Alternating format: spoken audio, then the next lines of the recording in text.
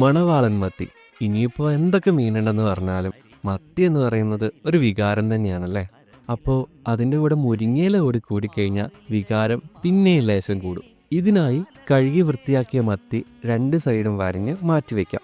ഇനി ഒരു മിക്സിയുടെ ജാറിലേക്ക് ഒരു 8 പച്ചമുളക്, 10 ചെറിയുള്ളി, ഒരു മീഡിയം പീസ് ഇഞ്ചി, 5 വെളുത്തുള്ളി, 1/4 ടീസ്പൂൺ മഞ്ഞൾപ്പൊടി, 1 ടേബിൾ സ്പൂൺ അരിപ്പൊടിയും കോൺഫ്ലോറും, പാകത്തിന് ഉപ്പും, 2 തണ്ട് കറിവേപ്പിലയും, ഒരു ലേശം പുളിയും ഒരല്പം വെള്ളവും ചേർത്ത് നല്ല പേസ്റ്റ് പോലെ അരച്ചെടുക്കണം.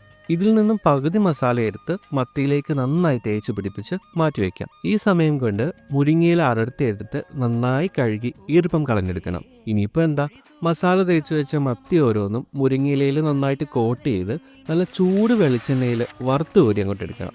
സംഭവം കഴിഞ്ഞില്ല കേട്ടോ. നമ്മൾ മാറ്റി വെച്ച ബാക്കി മസാലയില്ലേ, അതിലേക്ക് കുറച്ച് തേങ്ങയും മുരിങ്ങയിലയും ലേശം ഉപ്പ് കൂടി ചേർത്ത് നന്നായി തിരുമ്മി അതുകൂടി ഒന്ന് വറുത്ത് കോരിയെടുത്താൽ സംഭവം റെഡി. നല്ല ചൂട് ചോറിൻ്റെ കൂടെ വേറെ ഒന്നും വേണ്ട, ഈ മത്തിയും അതിൻ്റെ മസാലയും കൂടെ കൂട്ടി ചേർത്തൊരു പിടി അങ്ങോട്ട് പിടിക്കണം. അപ്പോൾ സംഭവം ട്രൈ ചെയ്തിട്ട് ഫീഡ്ബാക്ക് അറിയിക്കുക.